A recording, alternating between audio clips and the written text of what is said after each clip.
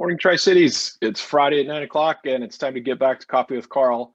I'm Karl Dye from TRIDEC and we have a great webinar today. We're excited to welcome the team from Sign, and the rest of your name escapes me right now. I should have wrote it down. Fracture Repair, Sign Fracture Repair, is that Jeanne? Sign Fracture Care. Fracture Care, there you go. Yeah. Thank you very much. We're kicking the first episode off on a good note. You need a little more coffee, Karl. I think you just need there you go. That's exactly what I need. So I'll introduce you guys.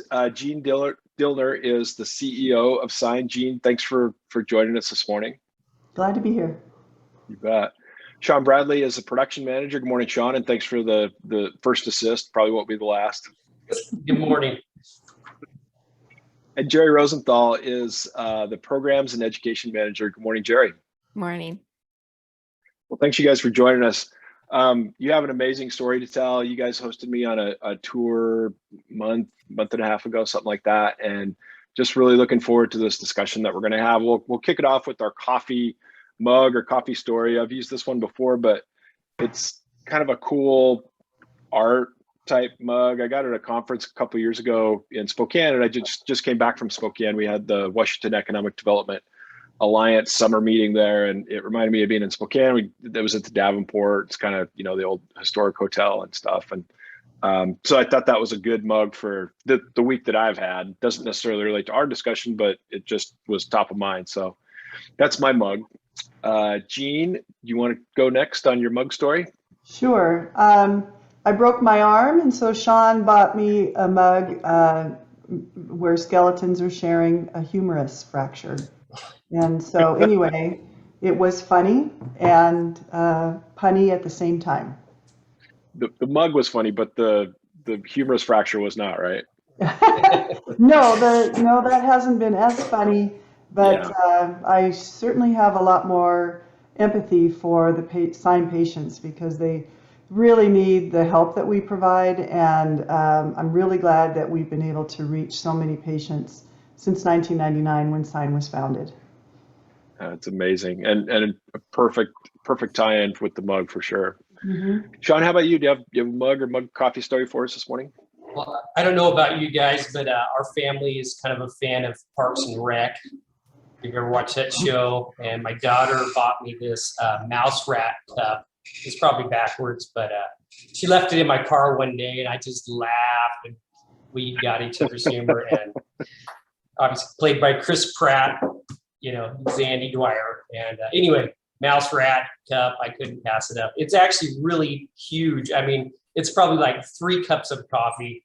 Oh, wow. So yeah, wow. I got to keep it down, keep some blood pressure down. And yeah, that's my cup. That's a good one.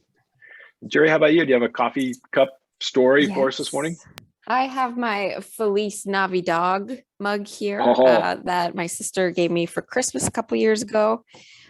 So I like it because, you know, you can always use a little bit of that Christmas cheer. And also me and my husband have 2 Staffordshire Terrier mixes. So if you see one pop up there on that couch, yeah. That's awesome. Jeri, you gave up trying to keep them off the couch. Is that what I'm hearing? Yeah, we had bought this couch, I think earlier in springtime. And so I was, you know, shooing her off. Don't sit there. It's just going to be for the people, for visitors. And yeah, she just loves it too much. So I did give up. Yeah. And how big is a Staffordshire? Is it small dog, big dog? So it's normally, you might know it as a pit bull. So we have 2 different sizes. The one is about 75 pounds, and then the smaller one is about 50 pounds. She's probably about this big, but she's a lot of muscle. So yeah, very strong dogs. Yes. Oh, that is awesome. Well, we'll get into some questions, and I know you guys have some videos, and Jeri, you've got some interactive stuff that you're going to show us. It's going to be really cool. But for our audience and everybody on Facebook and on the webinar, I just wanted to offer, if you have a question as we go through it, you can use the question and answer feature if you're on Zoom. If you're on Facebook, you can put your question in the comment section, and we'll do what we can to get to those questions. So Jeanne, let's start with you, and can you just kind of give us the Sign Fracture Care story, how you guys started, what your mission is, how you're organized, just kind of the elevator pitch, if you will, but we have more time than an elevator pitch. So Okay. 2 elevator rides, probably. there you go. So we're founded by Dr. Louis Zirkle. He is an orthopedic surgeon, and he's practiced here for a long, long time in the Tri-Cities in Richland, Washington, across from Cadillac.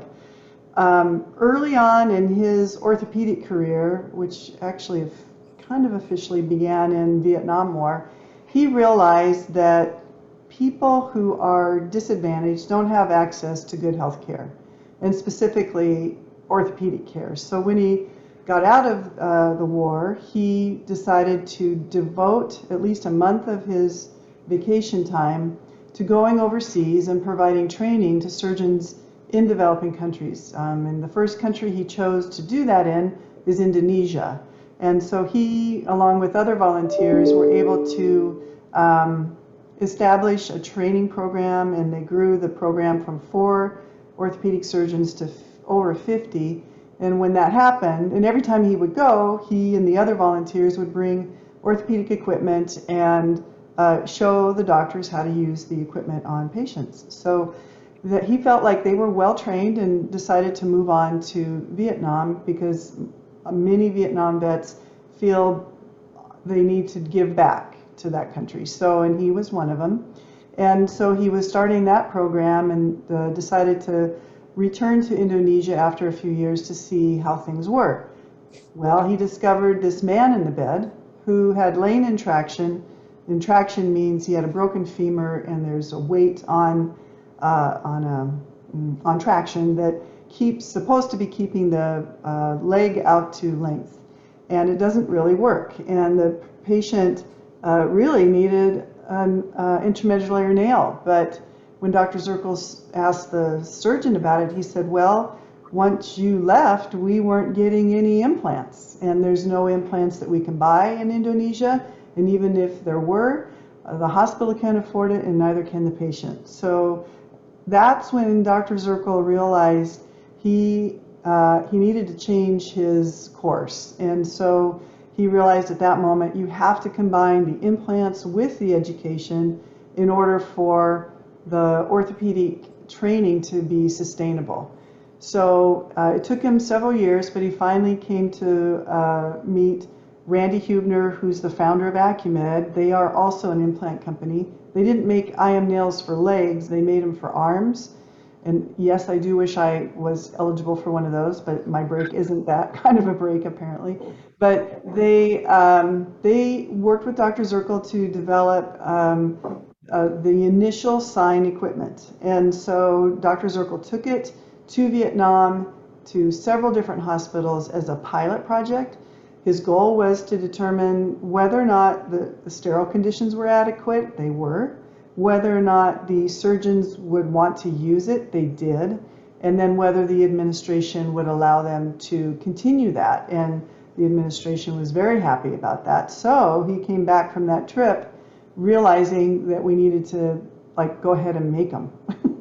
And so Randy helped us with buying the initial machines. Sean was there when we started getting the screw machines, and he and others in our team helped to get everything set up. And by the end of 2000, we were slowly making IM nails and making the instruments, etc. And by the end of 2003, we had refined the designs of the instruments and the implants, and were able to send out, let's say 3,000 nails a year. So it is now the middle of 2001, and Sean and his team are able to manufacture and send out 30,000 nails a year. But we're frustrated because we want to send out 50,000 nails a year, but we are limited by funding and by the capacity of our own machine shop.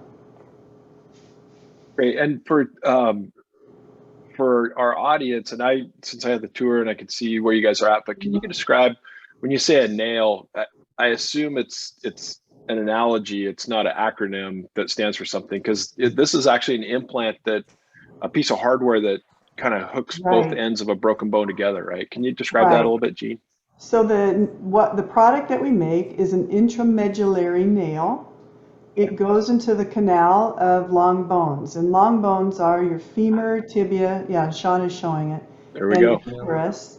There's two. In our case, we have slots on either end of the nail, and that's where the screw, which is the interlocking part, goes into the nail to hold it in place in the bone, so it doesn't Okay. rotate or migrate. So that nail has helped almost 350,000 patients walk again. Wow. But it only helps because we're also providing it for free to the surgeons, so they don't have to charge for it, and we provide them with the education they need to learn how to use it. And then as they get proficient, they then teach other surgeons in their country how to use the sign system, and that's how sign programs spread throughout a country. Yeah, yeah. And so you just kind of got into it a little bit, but you guys are an organization, and so, like you said, you do the training, you do the kind of, I'd say, like live support, kind of that Jeri's going to talk about. You provide the hardware and everything else, and you do that all under a nonprofit. So. Right. How, Isn't that crazy? and you just talked about, it's amazing to me, because you come and see your literally state-of-the-art manufacturing facility you guys have at North Richland, and it's like, this is a nonprofit. You know, how can you guys make it? And it's really through donations, right? So that's your funding base to fund your nonprofit. Mm-hmm. So it is our funding. Well, that's where our money goes. I mean, you're actually, when you donate to sign, you're actually providing the equipment the surgeons need to be able to care for their patients. And so most of the money that we receive, at least almost 90% of it goes back out to the programs. And so we're excited about that we've always gotten in the last 10 years, we've gotten the highest. We have 4 stars from Charity Navigator, and we're also recognized by some other organizations, so we're very pleased about that. But mostly we're pleased that what we do is so effective. It's actually helping so many people. Every patient that gets healed is representing, say, a family of 6 people. So we've actually helped millions of people, stay out of poverty or get back on the path out of poverty. And it's not just the families, it's also the surgeons themselves. Because we're giving them the tools they need to be able to do their job, they stay in country. So we're keeping them in the country that they got their training in, so there's no brain drain, because it'd be very easy for African to move to a different African country and practice. Yeah, it's incredible. And I assume on your website you guys have, if somebody did want to make a donation, that there's a way. Can they do that through your website? Yes. Okay. And I think we can also receive donations through Facebook as well. Okay. One of the things that we're excited about is, we're so excited that you wanted to feature us, because we feel oftentimes that we are kind of the best kept secret in the Tri-Cities. We're pretty good at marketing, etc., but it doesn't seem like we're reaching everybody's what everybody reads, you know what I mean? Yeah. So we're excited because a partner of ours that started working with us in 2006, I think, they decided to produce a documentary about the need for trauma care in developing countries. And that documentary has been airing throughout the United States. It's called Trauma Healers. And it has at least 1/3 of the 1-hour program is focused on sign. So we're excited to share that. We've been told that it will be on PBS, like airing on PBS, where you can just, what do they call it, stream it. And that's effective September 9th. But we will keep telling our constituents, as we know more, we keep telling them more through Facebook and email, etc. So if people want to learn about that, they can go to our website and just do contact us, and we'll and just write us an email, and we'll get them on the list. So there is a short little clip that's an interview with Dr. Zirkle on that. So if you want to share that, it'd be great. That sounds great. We'll take a look at it.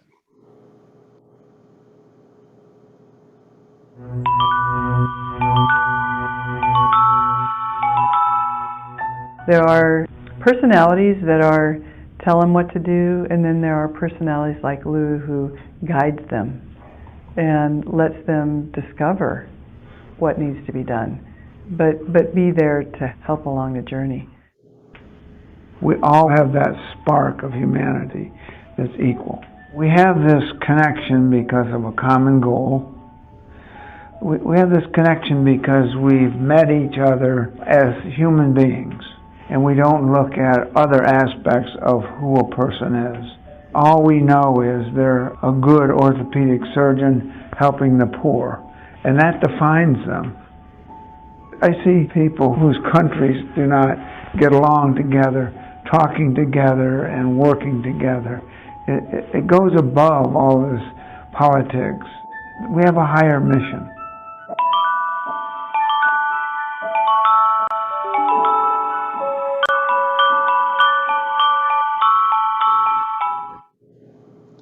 So it's every time I see one of those videos, it's like going through the family album. There's a lot of our friends that are in countries that are having a lot of conflict right now, and so got to see some of those just now. But we are created equal. You know, that's our mission, is to create equality of fracture care throughout the world. That's our vision, I mean. And our mission is to do that through the hands of the local surgeons, and by giving them the training and the equipment they need to take care of patients timely and effectively. And you know, I believe that our model really, really works. And I'm pretty sure we're the only organization that does what we do on such a scale and within such a reasonable budget. So anyway, I'm very proud of our organization and our team. And Karl, I'll let you give these other two people a chance to talk. That's great, Jeanne. That was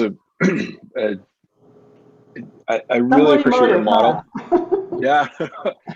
Well, I just was reminded, we didn't talk about it before, but a long time ago, I worked for Caterpillar, and one of the trips that I took internationally was to Indonesia. And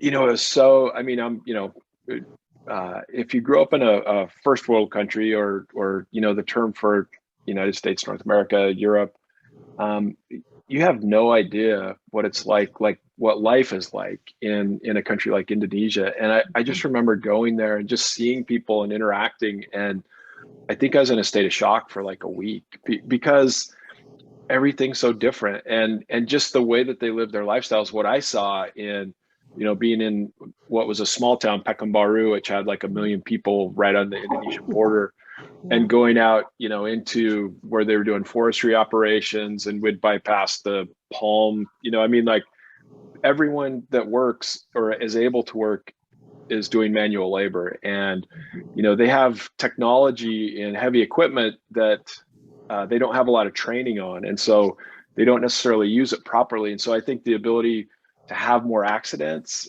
you know, I mean, like transportation is on like a Honda 90.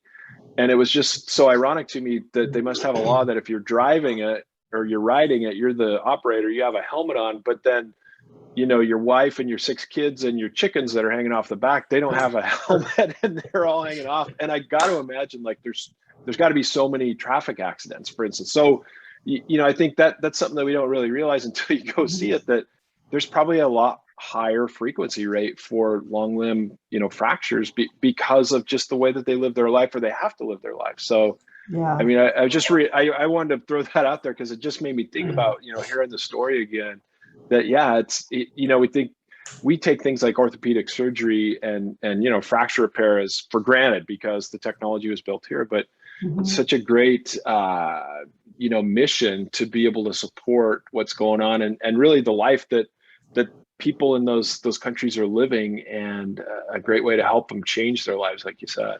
20 million people are injured every year in road traffic accidents. Yeah. So that's why we're impatient, to grow the number of people that we can care for. It will never reach all, but we can get, even 5,000 more people would be a blessing. Yeah, totally. Well, Sean, let's get into the production manager, and why don't you give us the Sean story? Like, how did you come to work for Sign? And like Jeanne just said, that you were there when the production first started, and you're the production manager now. But how did you get connected with Sign, or how did you go to work at Sign? Okay, yeah, I was at TRIDEC in 97, I think 98. And my dad was in family medicine in Prosser for 40 years. And I was just about ready to graduate, and he said, Sean, you got to meet this guy, Blue Zirkle. He's doing something great, and I think it's really going to be something big. And he doesn't have much together yet, but I think you should go meet with him and find out if that's somewhere you would like to help, because I went to Perry for machine technologies. Okay. And sure enough, I did. I met Lou, and his enthusiasm and is contagious for all of us who work for him, and just inspired me to believe in what he was going to do. And whether we had equipment yet or anything, you just knew this thing was going to get done. And so it was very exciting. And so, yeah, I was hired in 1999, and I was the first machinist on the floor. Learned how to pretend like I knew what I was doing, and got a lot of help from a lot of really great people. And I think it's a lesson we all learned from Lou, is no one is above teaching you something.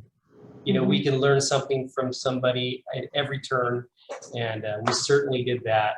And then I became a shop supervisor in 2005. It was around 2005, 2006, and then was promoted to production manager in 2018. So that's my story. Oh, that's great. Jeanne, I think, just talked about help that Dr. Zirkle got from Randy Hubner, and he had a orthopedic hardware company, maybe. Like, so is that what you started with? Did you start with some machines that you'd bought or something from his company, or how did it start? He did donate a few machines to us at the time, which we have cycled through, but they actually produced for us our very first implants on their equipment. Okay. Before we started, and then we bought manual machines that were not CNC operated. And Lou was like, "Yeah, this is not going to be fast enough. We want to make a lot more than this." Yeah. So then you got into CNC type machining equipment, and kind of went from there. Yeah. Yeah.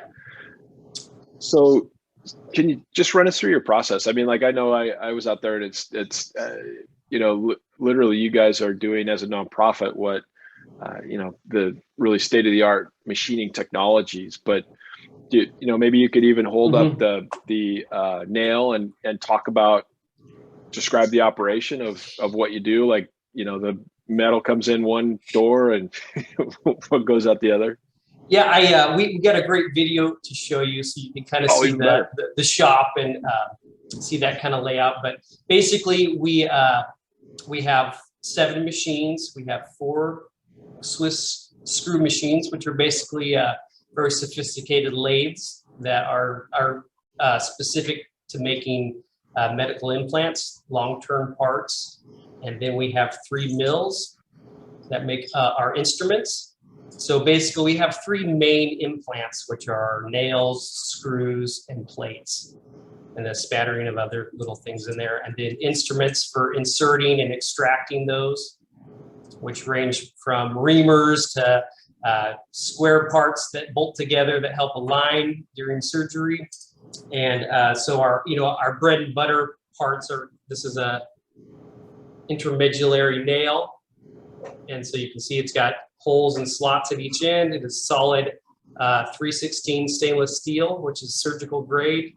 And then our screw machines actually cut, drill and tap, and turn these parts.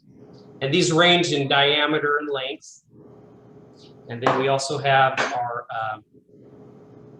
our screw here, which is very specific to sign, because it aids in the way we are able to put this nail in without assistance from like fluoroscan or X-ray type machines. We're actually able to do this in a very low technology type of operating room, which makes us very unique. And that was kind of what we built the instrument set around, was being able to do this in the most rural of operating rooms and countries. And so that's kind of the rough overview. It's a lot to probably take in, but I'd like to, yeah, go ahead. Well, I was just going to say, what you're describing, when I think about it, what you guys showed me when I was there, is like, you could imagine someone's leg, and here in America, if you're going to have an implant put in, they would have some type of a imaging device, like you said, an X-ray or a fluoroscope or something that they can see to line up where the screw goes into the hole.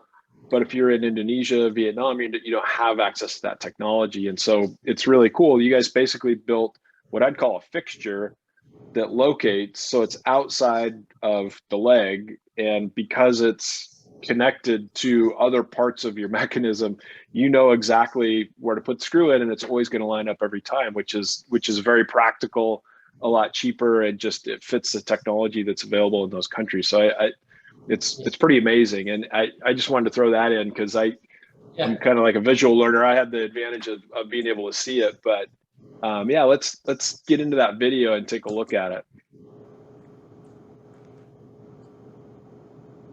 I think Tracy's got it here. There we go. Thanks, Tracy.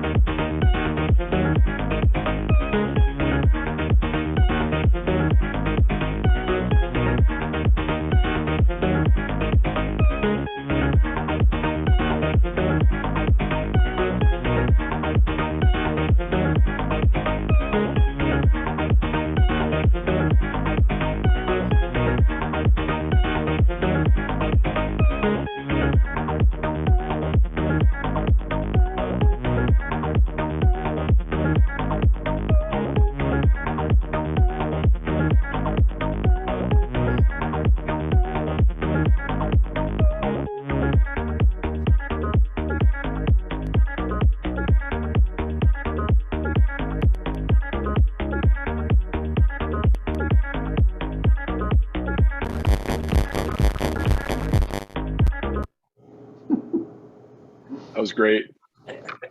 Makes you want to dance, doesn't it? It does. Well, and you just, the soothing music as you started off really just, kind of transitions, and then you're kind of into the, a little more techno. That pretty much plays on loudspeakers throughout the entire building all day long. Yeah, the soothing music is playing outside and the jazz music inside. You want to keep things moving. That's right. Let's keep the production up. Yep. So we have about 11 people that work between the shop and the shipping department. And then as you saw, as he was passing through engineering, I believe there's probably 6 or 7 people in engineering, including the manager,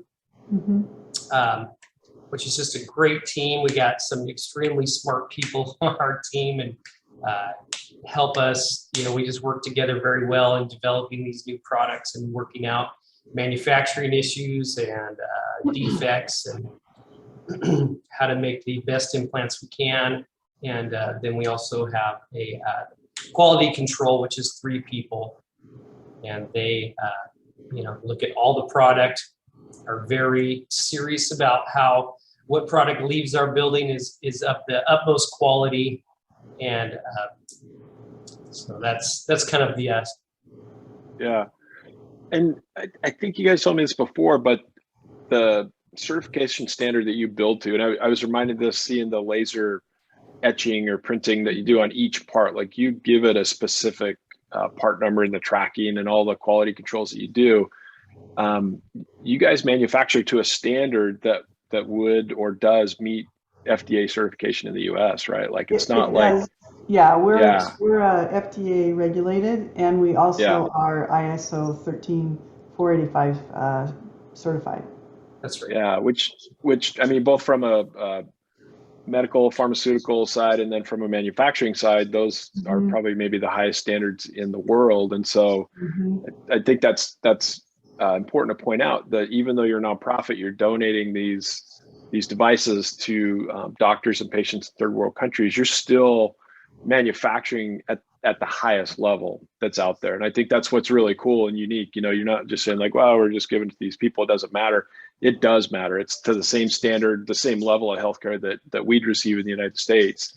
And that's really, I think, a critical part of your business, because you're giving them state-of-the-art technology that's modified, like with the fixturing and the different devices, to work better in their application, but it's still at that high standard, which is really cool. Right. Yeah. We wanted them to know that we respect them and want to give them a product that we would use here in our own hospitals. And so that's gone a long way on their side for accepting our products into their hospitals.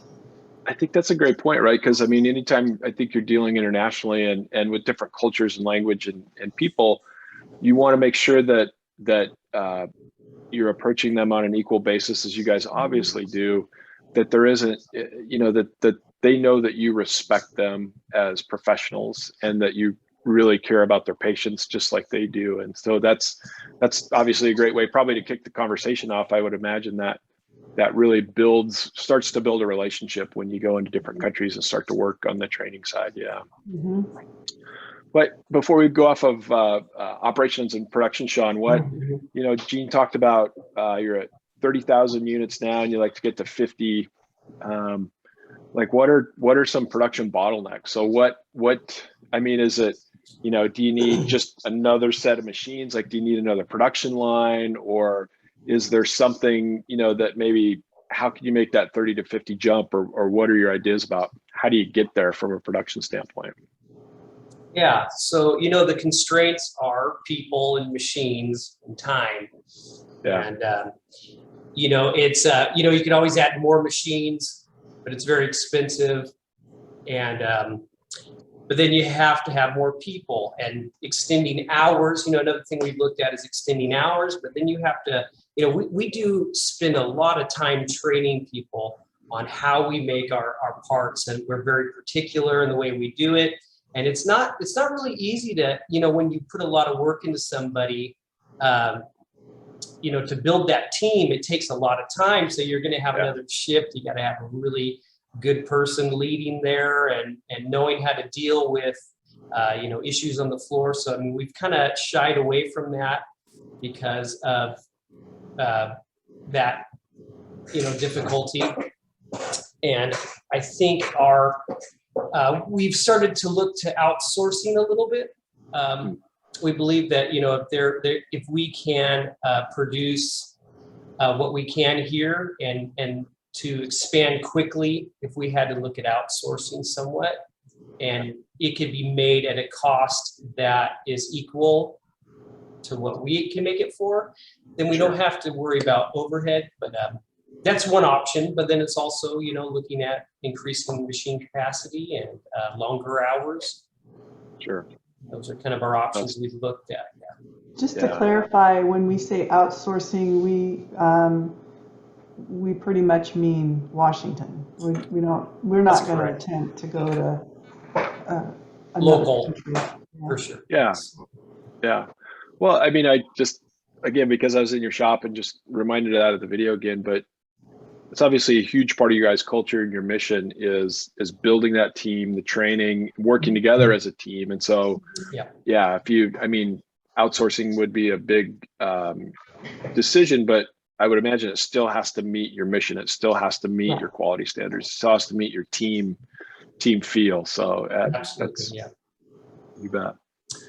Well, let's transition to Jeri. I've been looking forward to this part, and Jeri, thanks for joining us again today. But you've got some really cool tools that you guys use that, I'd maybe describe it as interactive data sharing and training and education and that whole thing that, again, I think is another unique part about the service really and products that you guys offer to your team members in other countries. So Jeri, you want to describe your role at Sign and what you do and how you guys operate? Yep. So I lead out the programs and education team. And as Jeanne said, the majority of our sites are what we call programs, and they are hospitals that apply to have a sign set at their hospital. So we do have an application and verification process, and our local surgeons are key in that process. We would typically ask them, do you know these surgeons? Do you know this hospital? Would this be a good partner for Sign?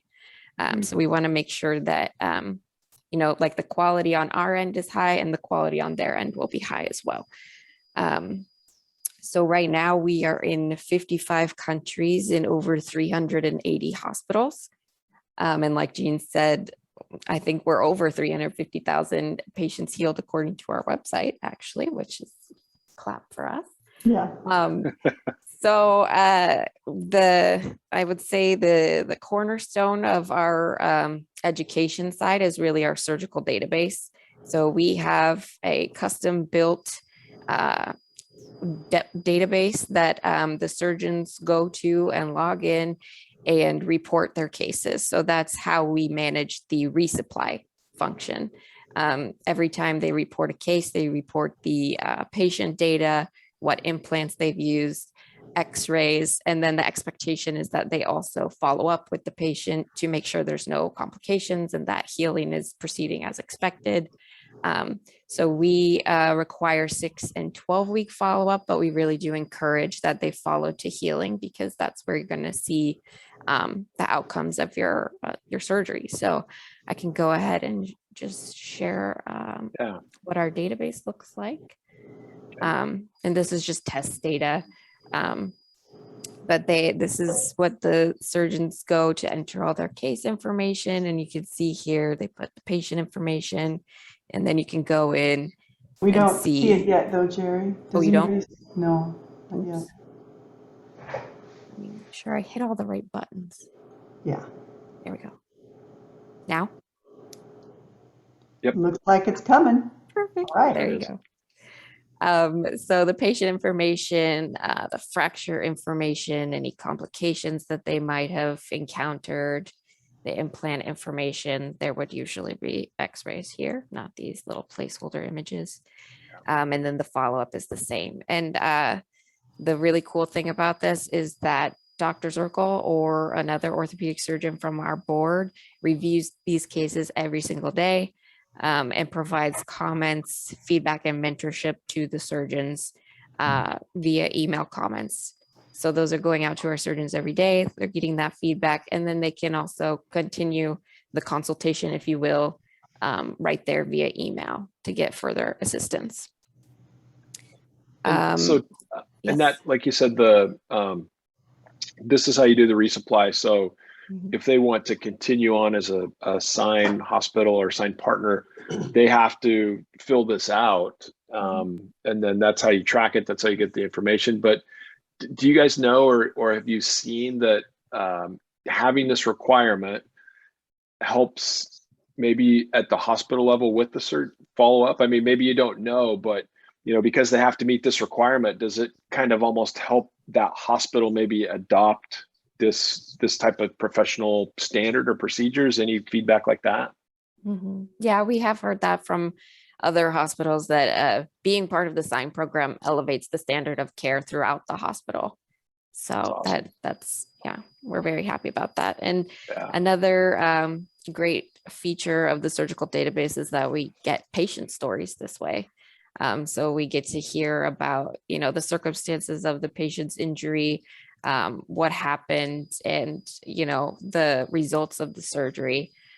So I just had some images here that I can share. We had a patient, a little boy, Aldrin, in the Philippines, who actually was born with dislocated knees.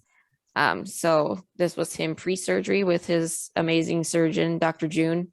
And then the transformation there is just remarkable. You can see his post-op surgery.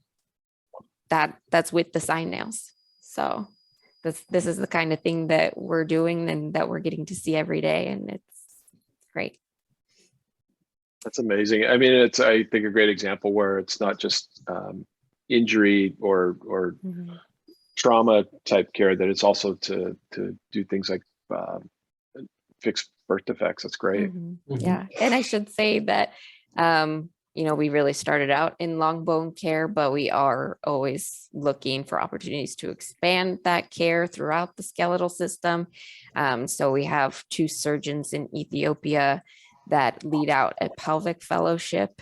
So they're training not only Ethiopian surgeons, but they also take a fellow from another African country. And that means once they successfully complete their fellowship, they can go back home and start a fellowship there in their hospital. So we're expanding through that model as well. And we're hoping that within the next 2 to 3 years, we'll be able to use that model on spine surgery as well. So, oh, wow. Yeah. But for something else like that wouldn't be a long bone fracture repair, like a pelvic repair or something, I think you guys call them straps. Is that where you use some of the different Plates. hardware?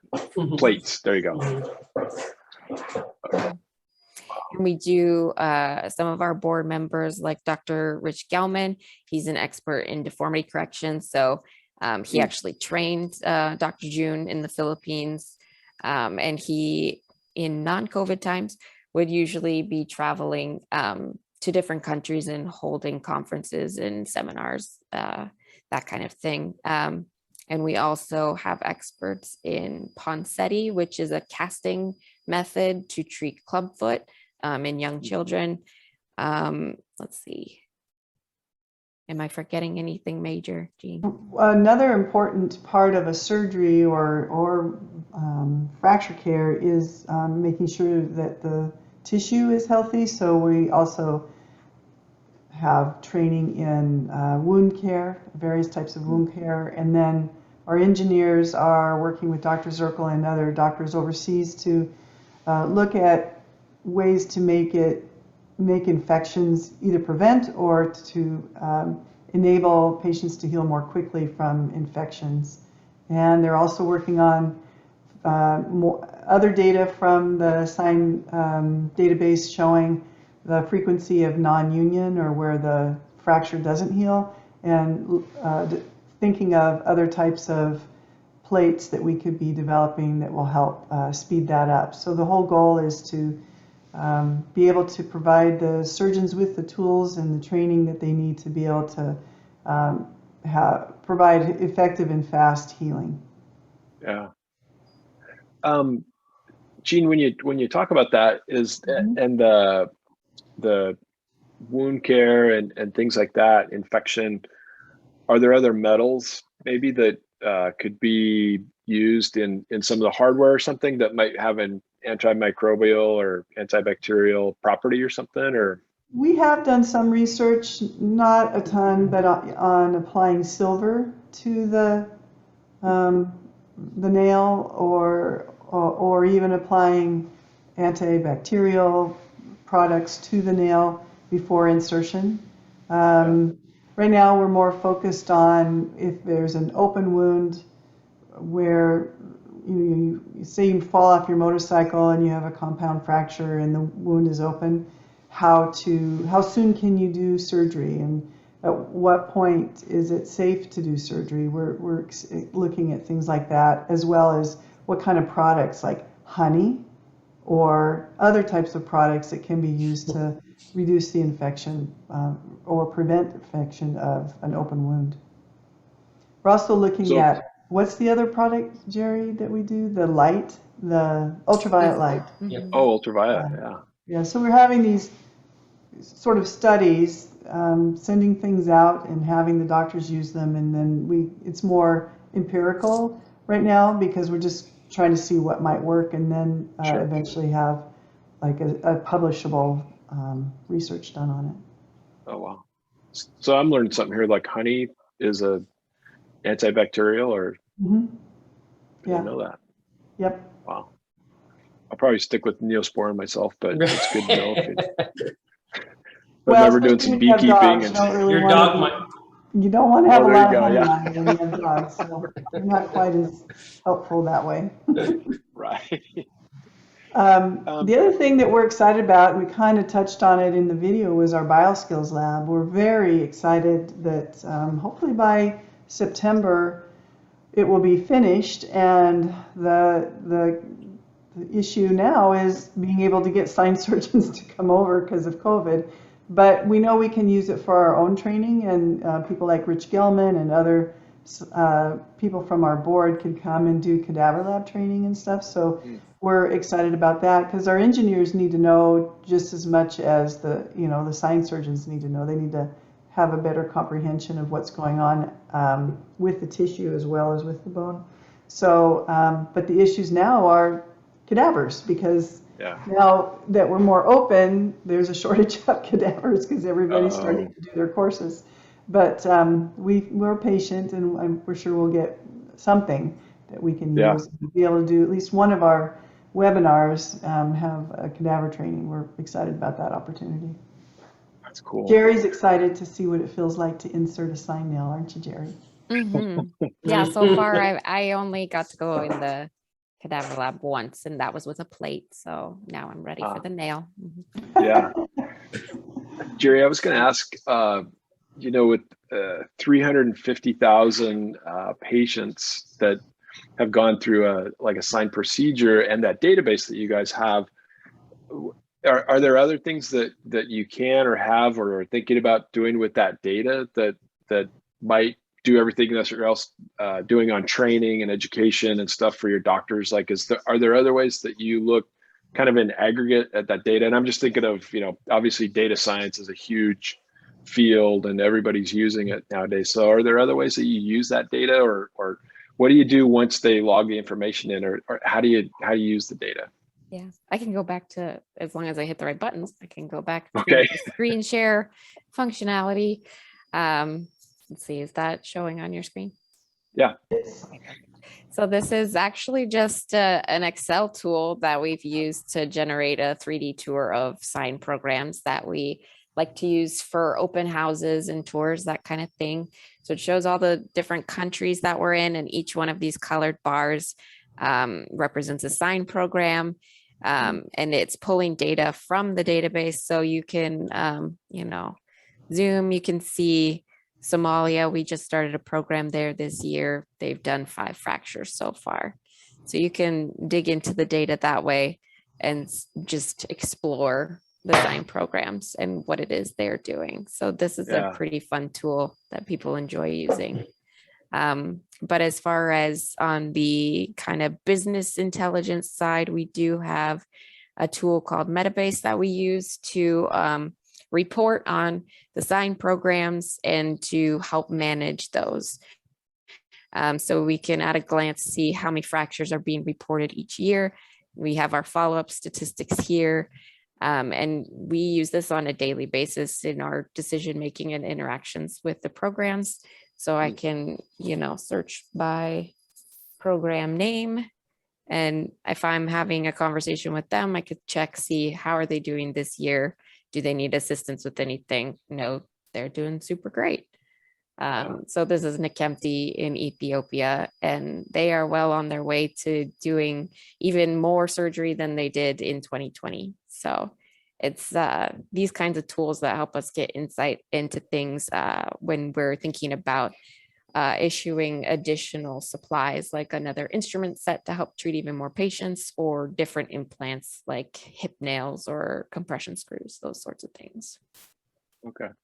I mean, I was just thinking where, you're a nonprofit and then you have this huge market that you're trying to increase your production just to get more out there. Like, you wouldn't necessarily use it as a forecasting tool because everything you make, you're going to send out. But at the same time, just like you said, it probably does help inform maybe the product mix or some of the demand and some of those other things, it sounds like. So that's, that's really great. Jeri, do you mind if I say a few more things about how the database is used? Jeanne, you can tell she's my mentor, and she has, she's what I want to be when I grow up, so that kind of thing. So yes. Well, I'm speechless now, Jeri, because I think it's great the way you are. Battelle has always been wonderful for sign, and one of the more recent ways they've been wonderful is they worked with our IT team to explore the possibility of artificial intelligence by, examining the x-rays. And so unfortunately funding ran out for that. They only had so much funding they could give us, but that's an exciting opportunity for the future. And then there are other universities that are studying different aspects of the data to help residents in their programs be able to publish papers, etc. Some people say we could monetize that, but we don't feel comfortable with that. We want these papers to be written because it's another form of raising awareness about what sign does, but it also helps get young U.S. residents excited about opportunities in helping people in developing countries. So, so those are some things that there's some pediatric research going on. There's, of course, more infection and rate of healing and those kinds of things happening in several universities in the U.S. And overseas as well. We get requests to have data exported, and they're writing papers and doing studies as well. It's so exciting, isn't it, Jeri, when they get to, some of the sign surgeons are publishing in the United States, and they get to present at the Orthopaedic Trauma Association or the Academy of Orthopedic Surgeons meetings. So Dr. Zirkle has always said that in many ways the sign surgeons are better than the U.S. surgeons, only in that they've had to be more innovative in how they use the products that they have access to. So that's in the United States, you have a different type of intramedullary nail for a tibia versus a femur, and you have left and right in femurs, whereas our nail does every bone. It does, well, every long bone, humerus, femur, and tibia. So we're, there, and it's because of the ingenuity of the sign surgeons that is the case. We've been following their use of our products, and even our plates get used in ways we hadn't realized they were going to be used. So then the engineers have to go and validate the new uses so that we're in line with FDA.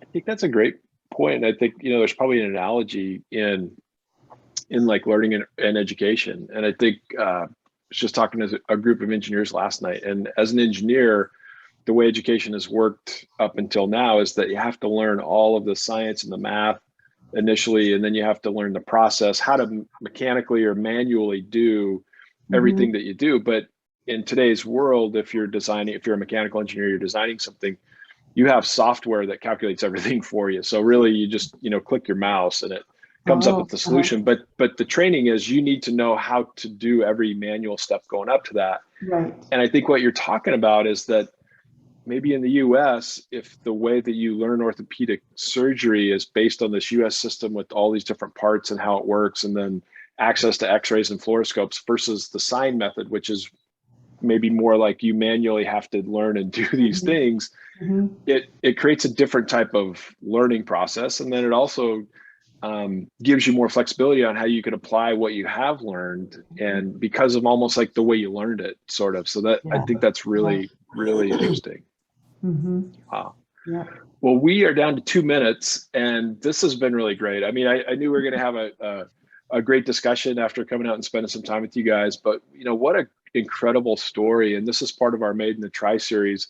We just appreciate you guys, as a Tri-Cities business and manufacturer, being part of our community, but then what you're doing for the world community is just amazing. It's such a great story. So we'll go around the room, and if you guys have any closing remarks, we'll make those and then sign off. And maybe since we're just talking to Jeri, you want to go first? Thanks for joining us this morning. You have any closing remarks or wisdom you want to leave with us?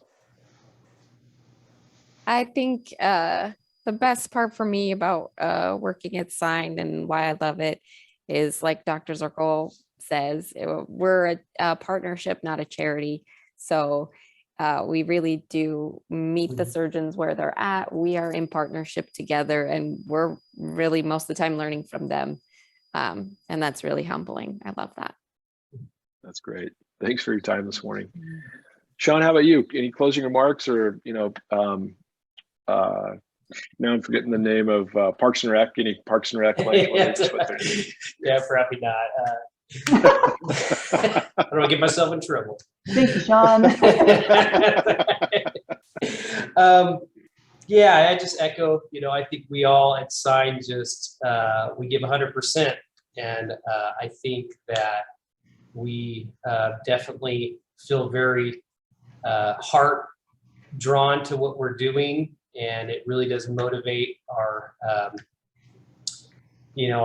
how we do what we do every day. And yeah, we feel extremely blessed to be able to do that. And not very many people, get to fall into something that is just that wonderful. And so, yeah. That's great. Well, thanks for your time this morning, Sean. Yeah. And Jeanne, you want to round us out with some words of wisdom, and thanks all you guys for joining us today. And I think that's the thing I'll just say in closing, is that it's so cool that you guys aren't a charity, you're a nonprofit, but you're literally running a business, production operation, a data science effort that's really cutting edge, state of the art. You just happen to be operating it as a nonprofit, which is really cool. So Jeanne, want to wrap us up? I want to say how grateful we are to the Tri. Were it not, it's providential that Sign was started here. And there's so many people in the Tri-Cities that have been so supportive, not only financially, but with advice and other manufacturing for us for free, etc. So we're very, very grateful. And we look forward to many years of functioning here in the Tri-Cities. And by the way, I would love to get that logo Made in the Tri, so that we can start using that in our facility as well. So very exciting. Tracy can definitely take care of that. Well, Jeanne, Sean, and Jeri, thanks for your time this morning. This is a really great discussion. Thanks for all you guys are doing at Sign. And we'll be back next week with another Coffee with Karl. We have Kate Lampson on from Lampson International. Oh. And Okay. So tune in if you get a chance, or you can always catch it on our YouTube channel or our website. So thanks again, everybody, for your time this morning, and have a great weekend. Thanks, Karl. Bye, everybody.